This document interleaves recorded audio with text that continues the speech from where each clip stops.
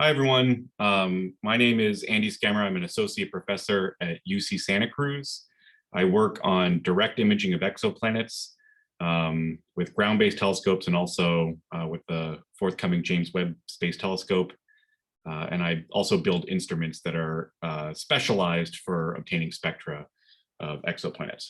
So I'm here to talk to you today about spectra of young planets. This front image, I think, is one of the most amazing images taken of young planets. This is a directly imaged system, PDS-70, and there's a circumstellar disk that is directly imaged. And then this right here is a map of H-alpha emission. So H-alpha shows accretion onto a planet, and it's something that you would expect to see in a planetary atmosphere, but not in a disk. So this is two planets embedded in a disk, which I think is pretty cool. So let's see, go to full screen. Okay, so today I'm going to talk about a few different things. I'm going to start out by, this talk is mostly going to be about direct imaging, but I want to start out by saying a little bit about direct imaging versus transits with regard to young planet spectroscopy. I'll explain how we take spectra of directly imaged exoplanets, what we can measure in the spectra of young planets, and a little bit about current and future instruments. So let me start out with direct imaging planets, and this is a really important plot for understanding direct imaging in general. What I'm showing here is the age of the planet on the x-axis and the temperature of the planet on the y-axis. And so planets, as well as their slightly more massive analogs, brown dwarfs, they don't have internal fusion, and so they slowly cool after they form. That means that young planets and brown dwarfs are bright, and as they get older, they get less bright, or in this plot, lower temperatures. So what that means is that it's easier to detect planets when they're younger. So that's an important point for direct imaging. With transiting planets, I would say it's harder to detect young planets than older planets. The transiting method use missions like Kepler or TESS to look all over the sky. On average, most of the planets you're going to see are going to be older planets. There have certainly been specific science programs to try to detect young transiting planets by looking in young clusters. This is an example of one of those. So this is using TESS, and it's the discovery of a 17-mega-year-old hot Jupiter.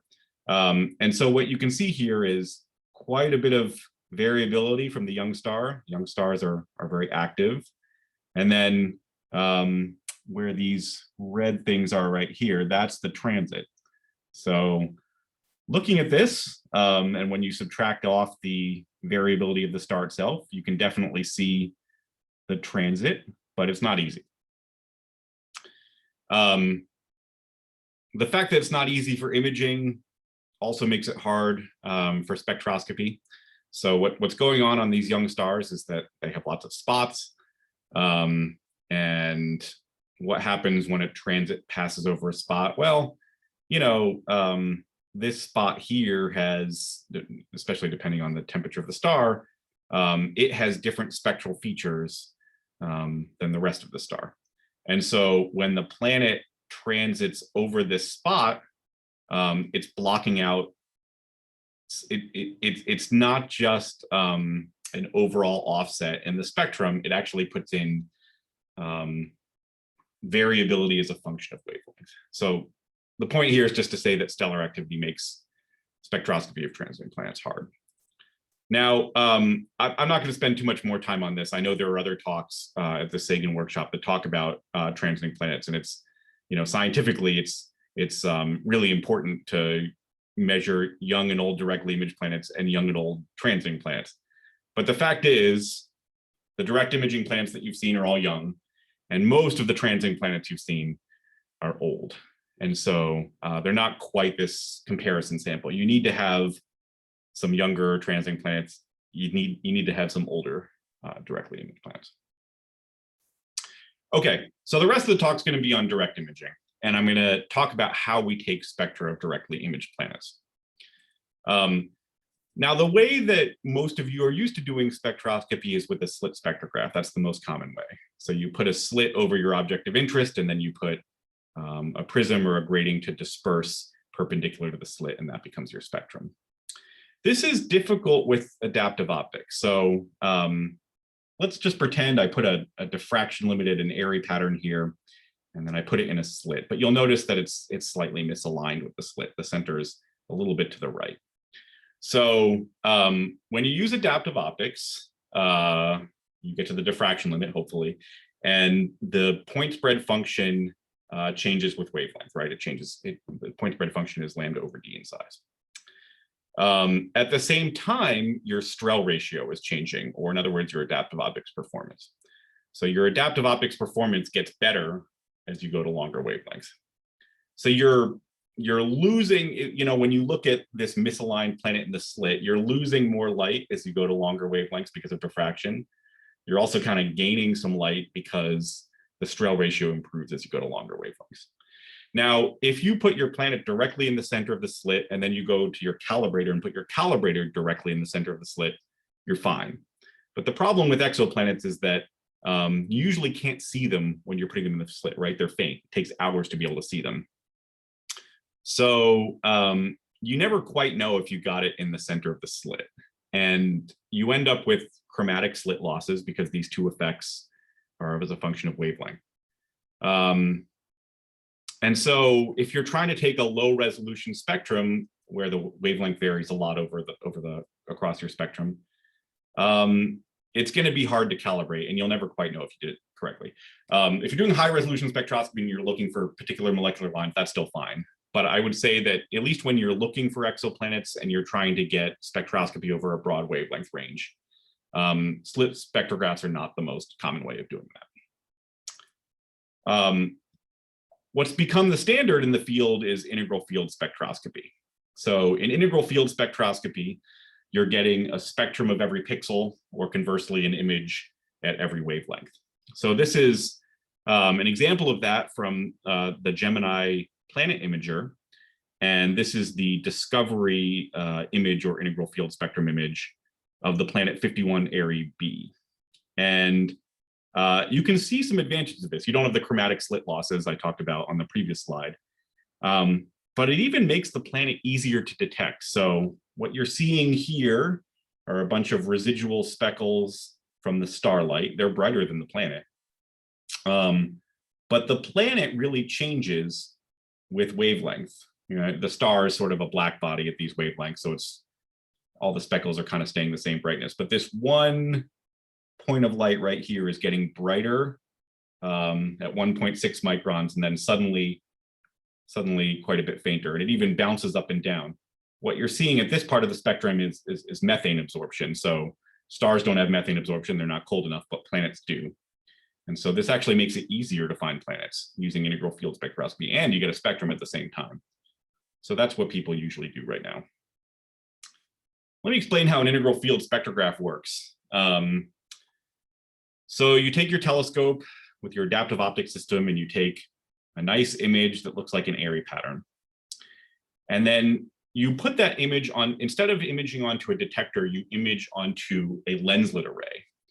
And the lenslet array focuses different parts of this field into spots. Here's what a lenslet array looks like. So you image onto this lenslet array, the part that hits this lenslet gets focused into a spot. And so now you've basically divided your image into a bunch of spots. You can disperse those with a prism. And if you angle your prism at just the right direction, you can keep those spectra from overlapping. And so you can see each one of these is essentially a pixel. Each one of these spots is essentially a pixel. And you get a spectrum at each one of those pixels. So that's the basic idea with integral field spectroscopy. Here's what an integral field spectrograph image looks like, a raw image. This is not of a planet. This is of the moon Io. And so you can see all of these spectra. They're nicely separated. They don't overlap. Each one of them corresponds to a pixel.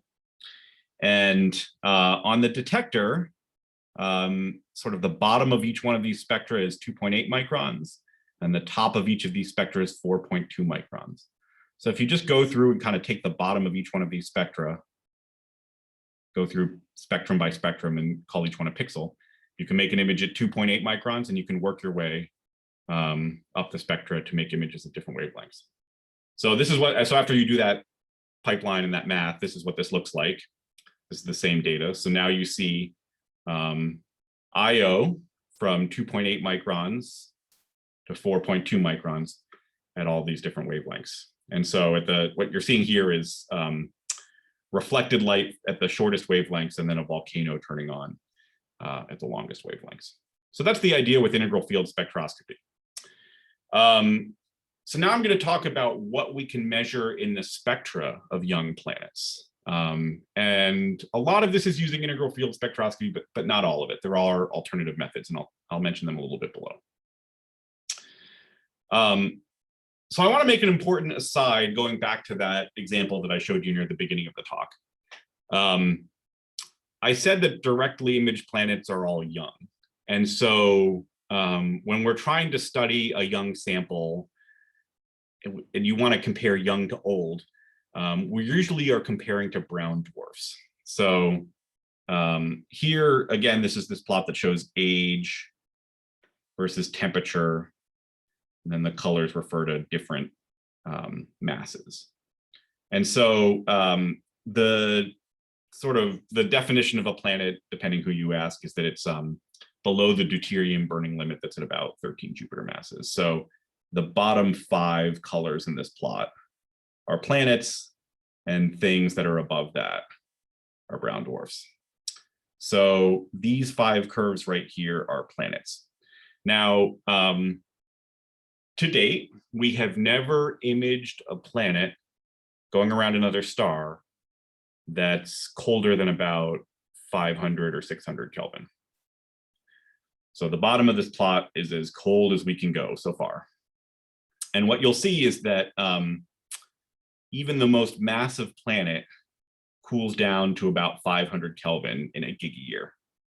So what that should tell you, even if you don't know the age of every star that has a planet around it, is that we have not imaged planets around other stars that are older than a gigayear. So again, if you want to compare young to old, you're comparing, let's say you want to look at 1,000 Kelvin objects and you want to see how they change with age. You're looking at the planets at the younger ages, and then you switch over to these more massive objects as you get up to older ages. Okay, so other than that, planets and brown dwarfs have a lot in common. Obviously they can be the same temperature, looking horizontally across this plot. The gas giant planets and brown dwarfs, they're all approximately the radius of Jupiter. They don't vary too much from that. And their compositions are roughly the same. They're balls of gas, mostly hydrogen and helium with some metals mixed in. So brown dwarfs do make a good comparison sample to young planets.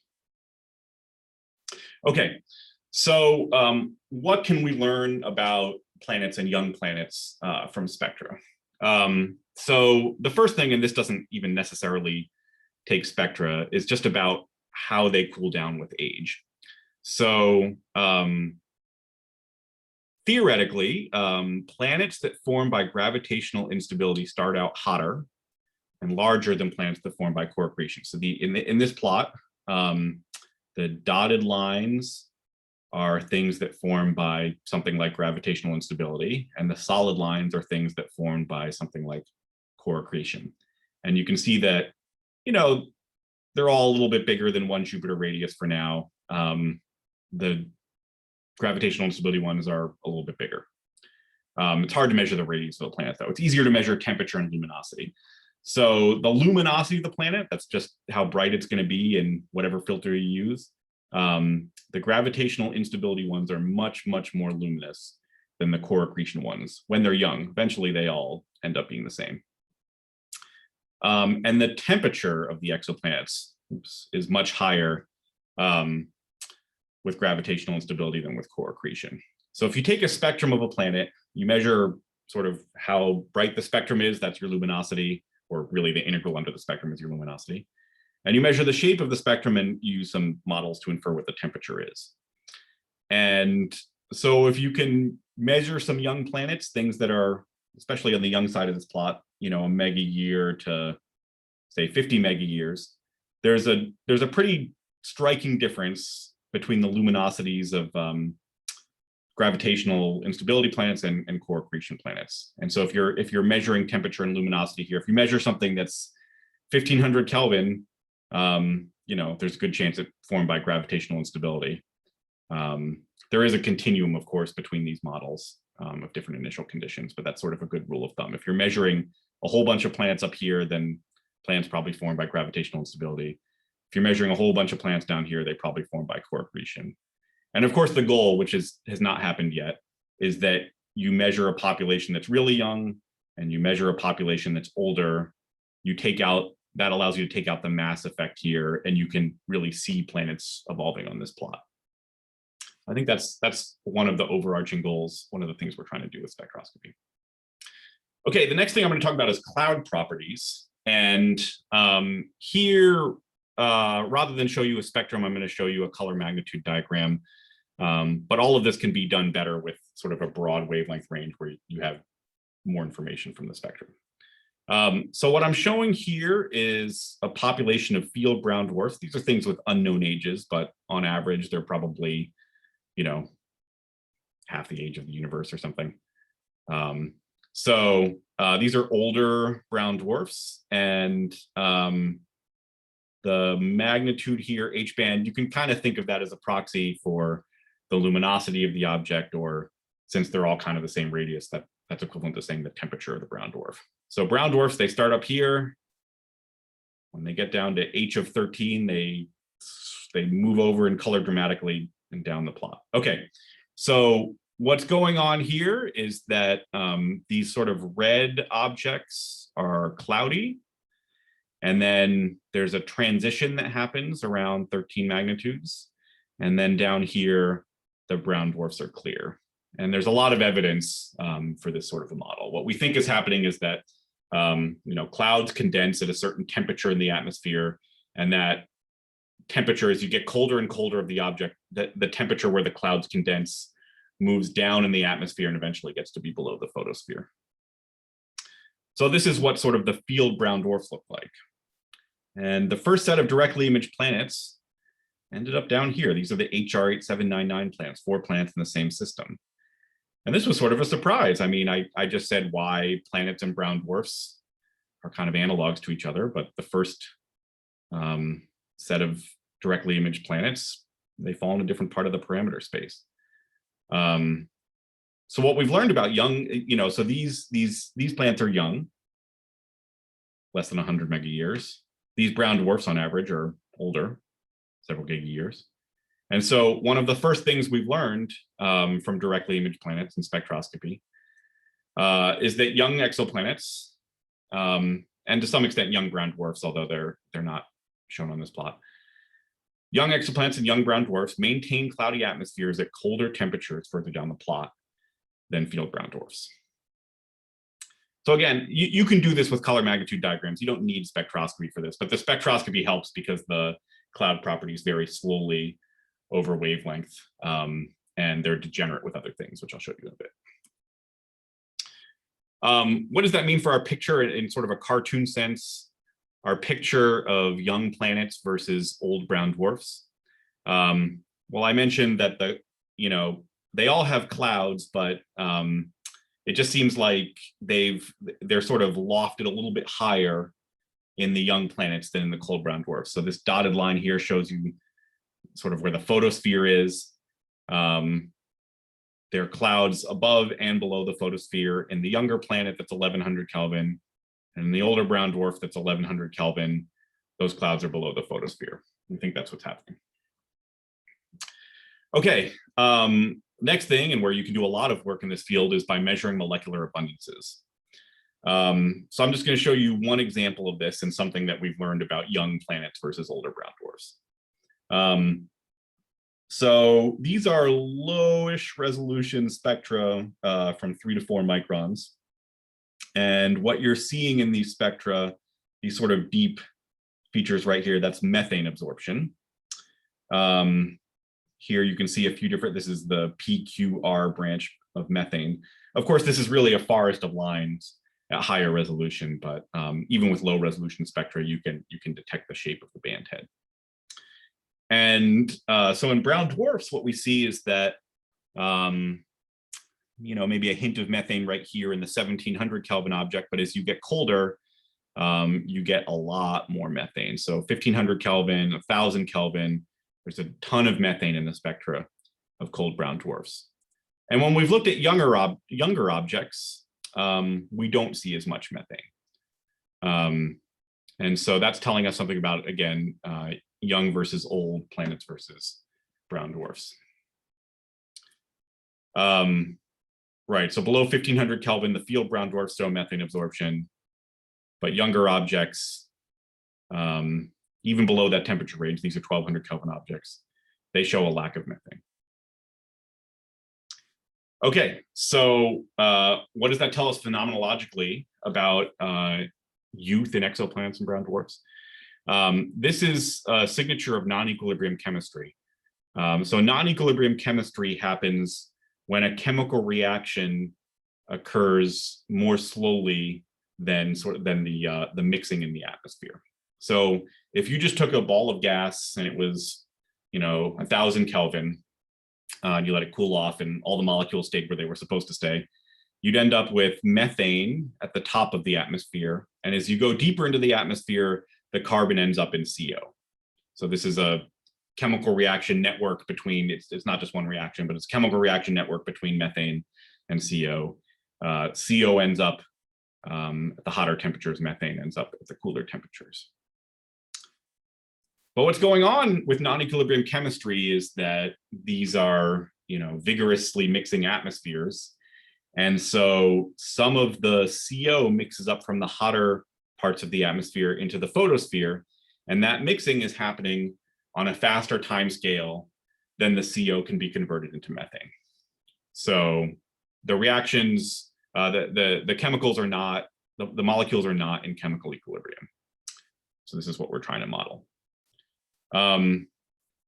What we've learned from looking at young planets and young brown dwarfs is that they show much more of this non-equilibrium chemistry than the older things. So we think what that means is that young planets have much more vigorous mixing than older planets and brown dwarfs. There's obviously a lot you can learn from measuring the abundances of molecules. So I'm going to mention one more major topic. You can measure the compositions of the object. So in the previous slide, I wasn't measuring a composition. We were talking about methane and CO and chemical reactions. But what's very interesting is measuring, how much of different atomic abundances are in these atmospheres, and that tells you something about how the planets form. So a really exciting one to look at is the carbon to oxygen ratio. And the reason why is that in a circumstellar disk, and I'm sure you'll be talking a lot about this in the other sessions, but in a circumstellar disk, different components freeze out at different distances from the star. So here in this plot, water is freezing out at a couple of AU. And so what that means is that the solids have more water out at this point, and then the gas has less water. And so when you combine all of that into a planetary atmosphere, the idea is that you're looking at the gas in the planet. And so the C to O ratio goes way up when you move outside of one of these lines. So a planet, theoretically, a planet that forms here has a higher C to O ratio than a planet that forms here. And because of all of the complications of planet formation, where we think about migration and just the different mechanisms by which planets forms, it would be really exciting if we could measure atomic abundances to the level that we could figure out where and how they formed in a circumstellar disk. So how do you do that with spectroscopy? Well, I just explained how we measured methane, and it's really probing non-equilibrium chemistry. It's not probing how much carbon there is to first order. So what you need to measure the C to O ratio is to measure all of the molecular species that have carbon and oxygen. So when you get more methane, you get less CO with non-equilibrium chemistry. But if you count up all the CO and all the methane, you can count up all the carbon atoms. So for C to O ratios, you'd really like to get water, CO, and methane. And if you can get all good molecular abundances for all three of those, you have a chance of measuring the C to O ratio.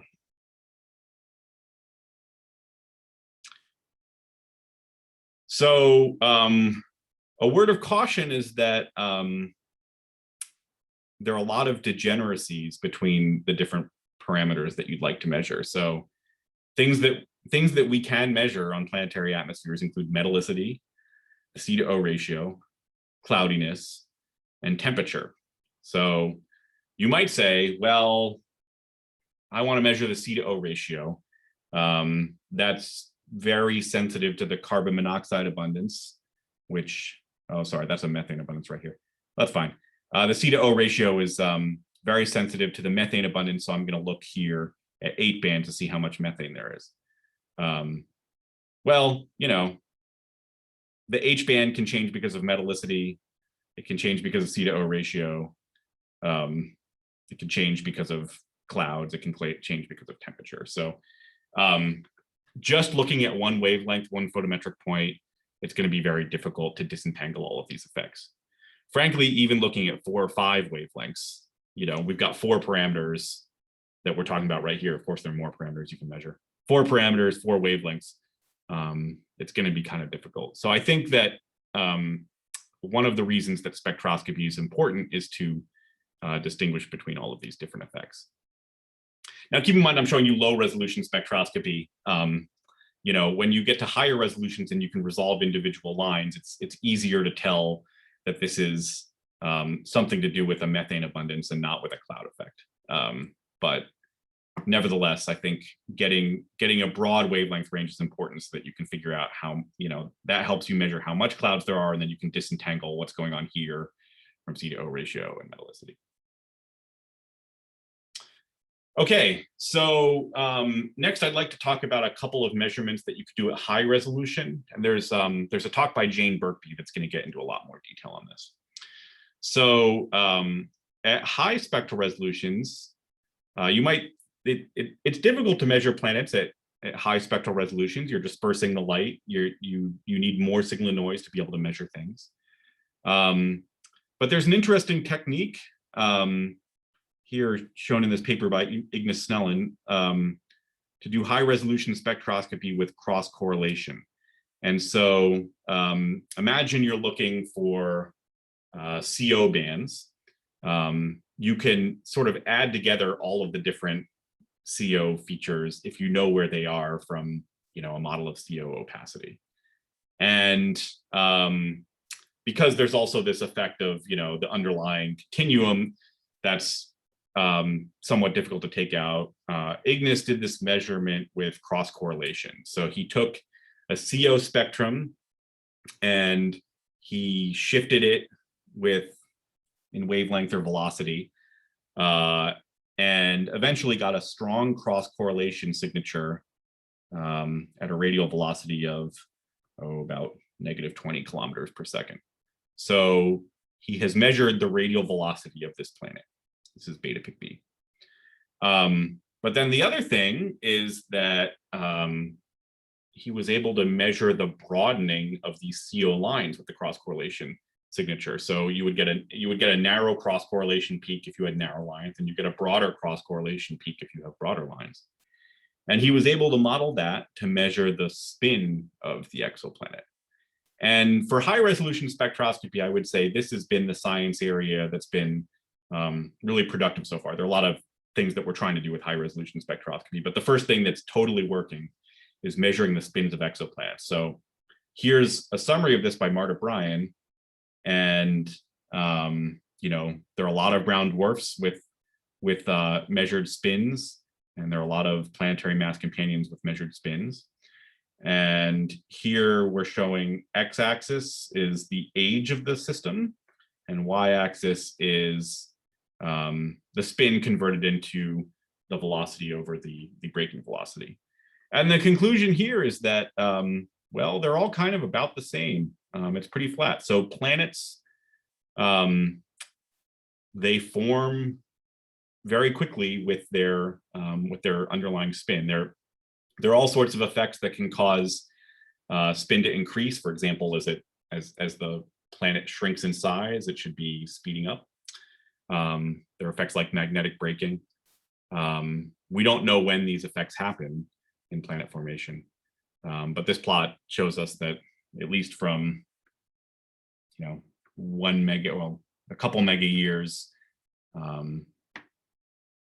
to a giga year, that this effect is pretty flat.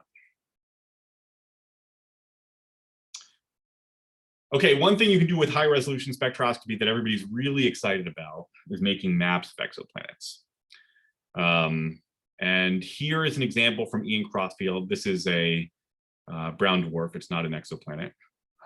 This is Lumen 16b.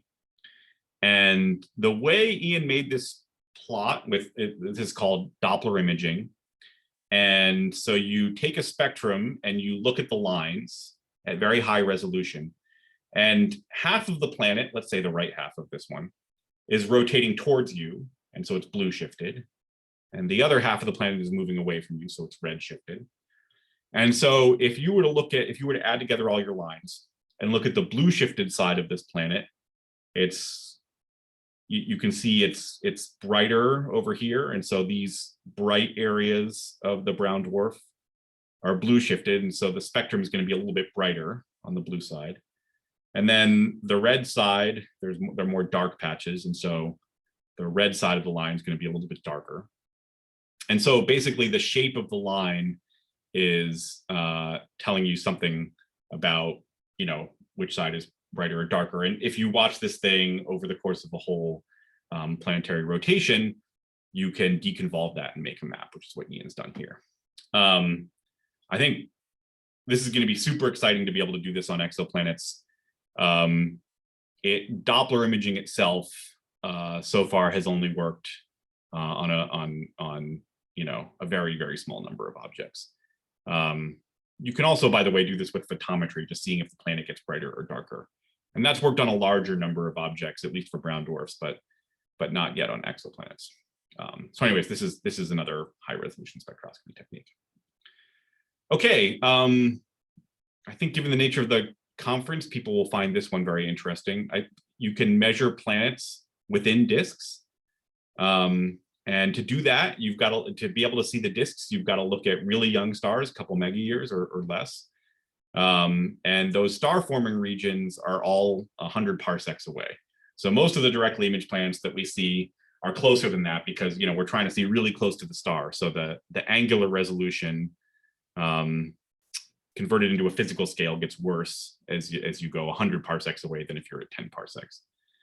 So if you're at 100 parsecs and you're trying to see planets within 10 AU, you're talking about needing a resolution or a high contrast resolution of about 0.1 arc seconds.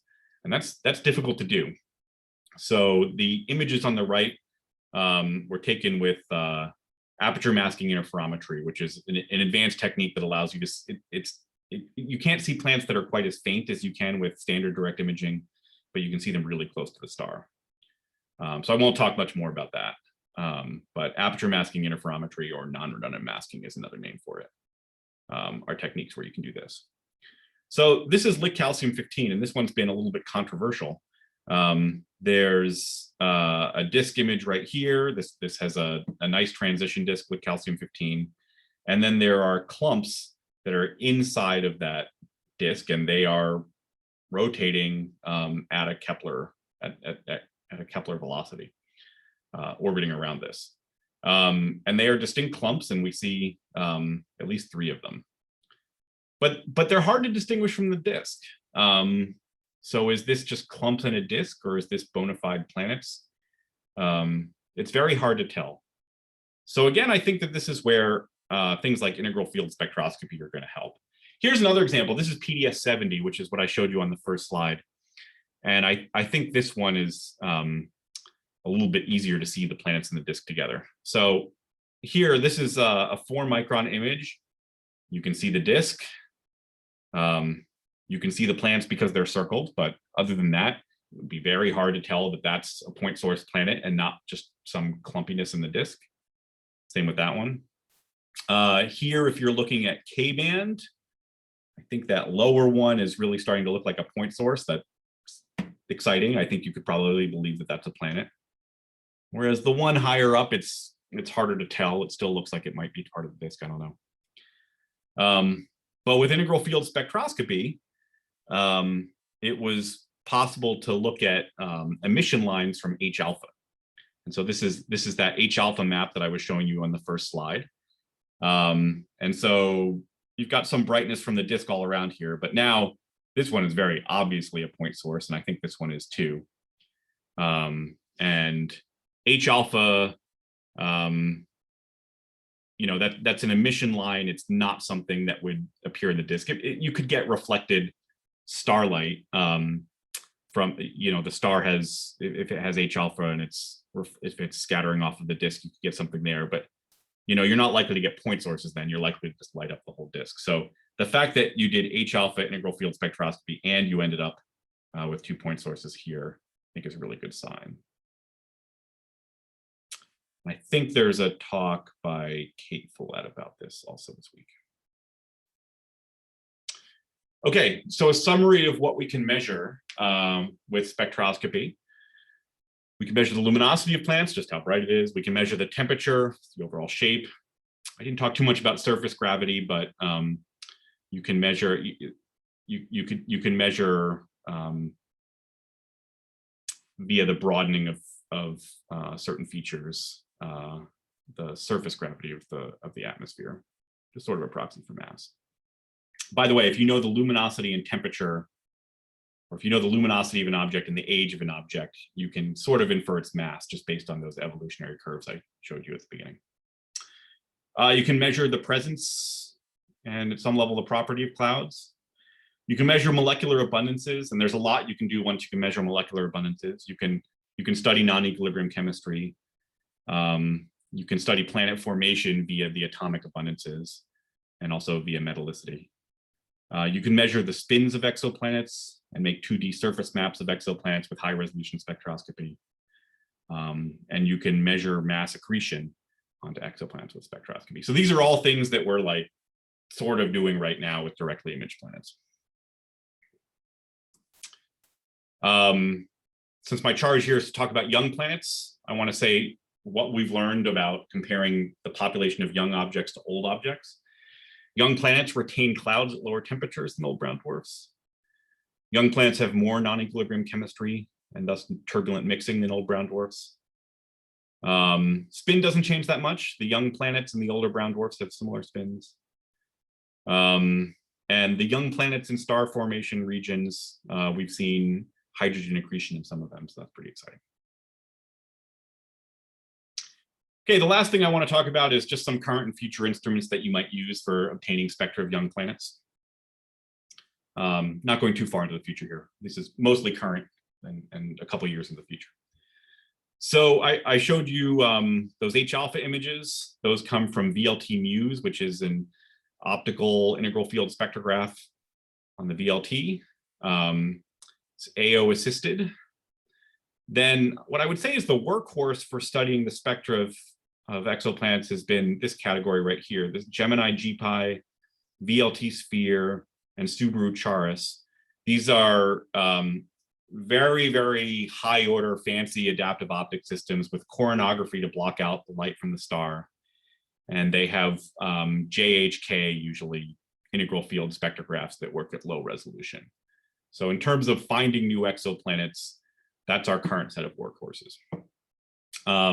Now those work at low resolution. There are a lot of reasons you'd like to study planets at higher resolution. And so there are a couple of sort of general purpose AO instruments that work at the same wavelength range, but with slightly higher resolution. Those are Keck Osiris and VLT Symphony. Neither one of those instruments is optimized for taking spectra of exoplanets, but both have been successful in helping to characterize exoplanets by having high enough resolution that you can see individual molecular features. All of these, you know, the VLT one works in the visible. This next category of integral field spectrographs works in the near infrared.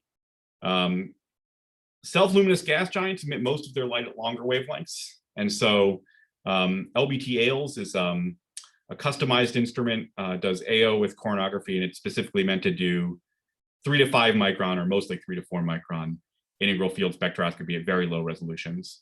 And a future instrument that's building on that is Keck scales, and that's adaptive optics coronography, 2 to 5 microns with low and medium resolution integral field spectroscopy. So if you combine something like scales with something like these instruments up here, you could do 1 to 5 micron spectroscopy at low and medium resolutions. Okay, so those are the instruments that are really optimized for imaging, finding new exoplanets and characterizing them with spectroscopy. But in the last couple of years, there's been a new development, which is VLTI gravity, VLT interferometer for gravity. So this is an instrument that interferometrically combines the light from all 4 VLTs. The primary purpose of this instrument is to study the orbits around the Milky Way's supermassive black hole, this current year's Nobel Prize. And but it's also capable of doing exoplanets, which was a surprise, at least to me, maybe not the people who built the instrument. But this spectrum, this is a spectrum of, this one's beta pic B, and the Gemini planet imager integral field spectrograph one is shown in orange. It looks like it has really big error bars, but I think you should look at the variation between the central points, not the larger error bars. Those are showing more of a systematic offset.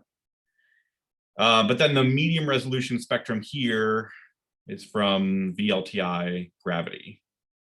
And when I saw this spectrum, I mean, to me, this is the most impressive spectrum of an exoplanet I've ever seen, this VLTI spectrum. And this is from an instrument not designed specifically to make spectra of exoplanets. I mean, it's a very impressive instrument, of course, combining the light from the 4 VLTs. But so just something to keep in mind is that sort of a couple of these non-exoplanet instruments can be quite powerful. Okay, and a new thing that's been emerging recently is this idea of doing high-resolution spectroscopy of exoplanets.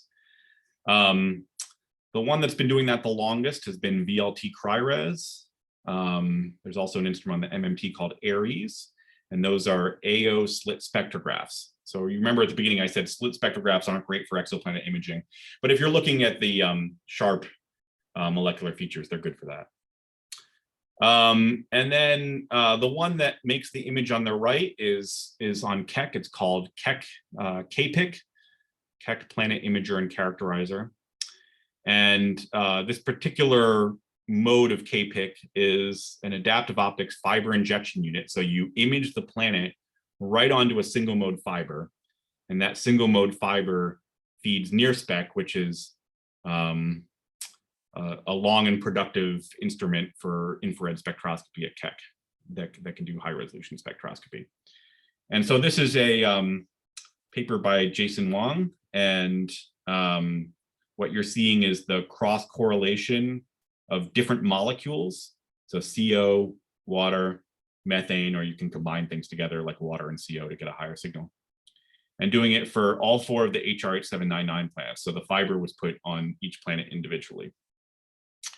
And this is the first paper to come out of this system. So this is sort of a proof of concept, but it looks really good. So, you know, you can see that you've definitely got this big cross correlation peak. So you've detected carbon monoxide in this planet. You've also got one at H2O, no sign of methane. And then you get a stronger signature if you combine water and CO. So this can be used, the hope is that we can do something with abundances on this, but certainly things like spin, radial velocity, those are regimes of high resolution spectroscopy. And then here's another one, Subaru Reach, which is a multi-mode fiber feeding an infrared spectrograph. There may be a couple more of these under development. This is a field that's moving very quickly right now. Okay, and the last one I wanted to mention is the James Webb Space Telescope. So there are two instruments on James Webb that can take spectra of directly imaged exoplanets. One is NIRSpec and the other is MIRI. NIRSpec is 0.6 to 5.3 microns. It's a slit spectrograph and an integral field spectrograph. A lot of those things I said about slit spectroscopy not being great from the ground don't apply quite as badly in space, where the offsets are very precise. And you don't have the adaptive optics performance, changing as the scene changes. And then there's MIRI, which is a 5 to 28 micron. It's also got slit spectroscopy and integral field spectroscopy. But James Webb was not designed to be a high contrast imaging machine. Though its wavefront error isn't quite as good as what you can achieve from the ground. The diameter of the telescope is not as big as the biggest telescopes on the ground. It has coronagraphs with the imaging channels, but not with the integral field spectrographs. So as a result, it probably won't be able to reach contrasts that are as deep as what we can do on the ground. But on the other hand, it's much, much more sensitive than what we can do in the ground, particularly at the longer mid-infrared wavelengths. So, and there are even, many of these wavelengths, especially at the long wavelength end, you just can't do from the ground. So given how important it is to be able to work over a broad wavelength range, and given that many planets are quite faint, I think this is going to do a whole lot for direct imaging spectroscopy. Okay, so summary of my talk. I started out by saying it's easier to detect directly imaged planets when they're young. In fact, all directly imaged planets are young so far. And when we're comparing young to old, we're usually comparing young, low mass things to older, higher mass things. The most common way to take spectra of directly imaged planets is with integral field spectroscopy, and we talked about how that works. That's not the only way of taking spectra of directly imaged planets, but it's the workhorse way that we do right now. With spectroscopy, we can measure a whole bunch of different properties: luminosity, temperature, surface gravity, cloud properties, abundance, spin, surface maps, and accretion. And we've learned some things about the difference between young planets and older planets and brown dwarfs.